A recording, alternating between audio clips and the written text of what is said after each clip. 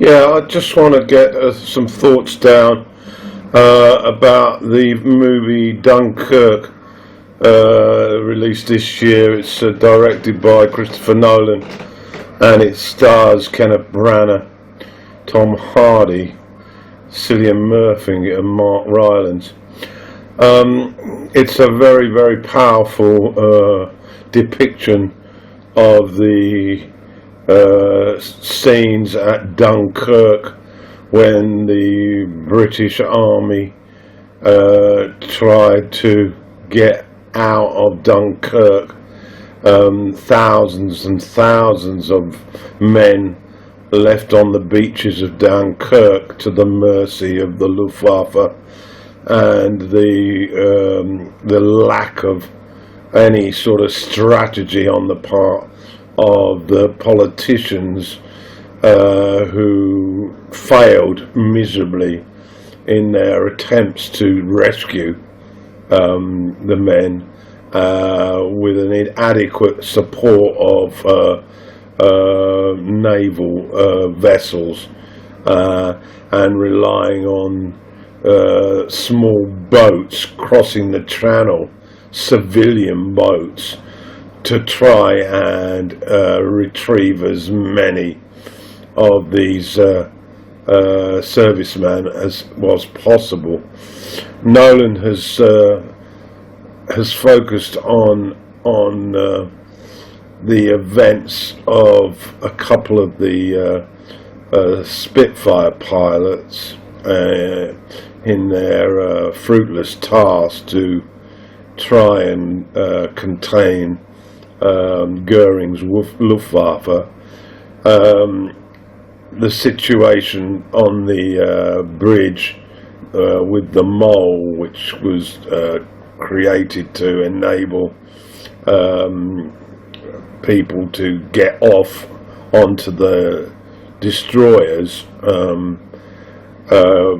which couldn't come into shallow water, and the efforts of one particular civilian boat that came across from Dorset to try and rescue the men.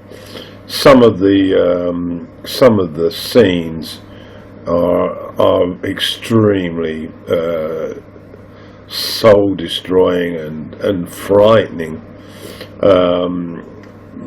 when drowning is becoming a very clear probability.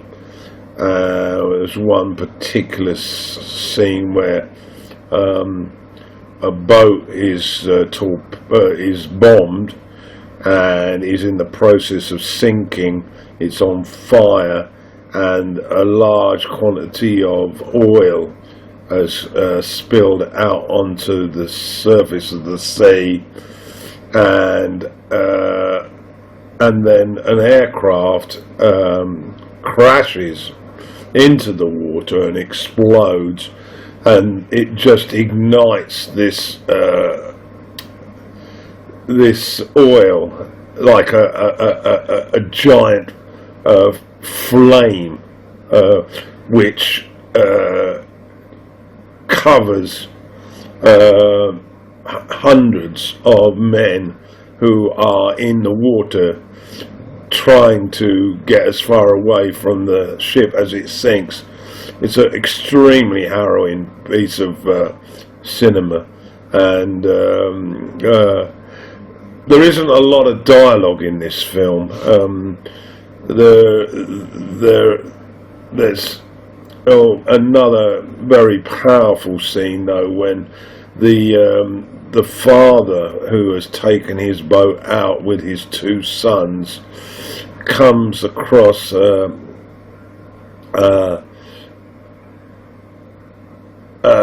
man who's been hit in his Spitfire, and he is rescued, and he is determined not to return to Dunkirk, even though the Mark Rylance has said that is his destination.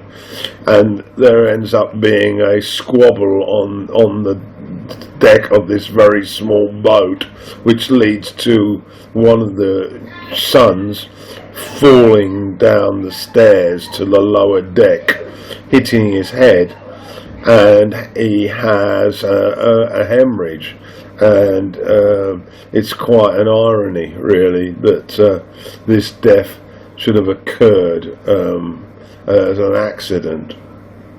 Whilst I was watching it, I must admit it did remind me of a harrowing tale that my father described to me when he was in a convoy being transported to North Africa, and they were going through the Bay of Biscay, and then they went into the Mediterranean, and they were virtually an hour or two away from their docking at Algiers, but it was the middle of the night, and the German U-boats attacked the convoy.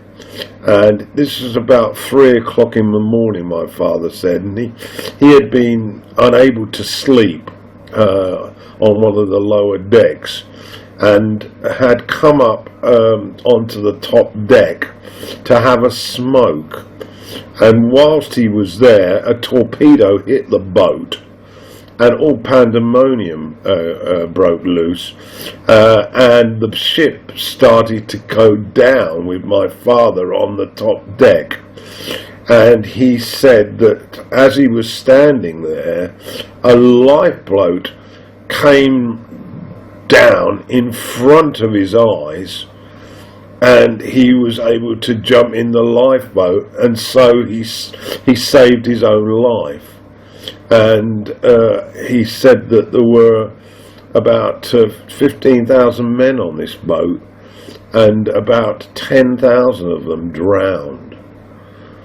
And he shared that memory with me one evening, and it makes you realise the extent to which the scars of war never leave you.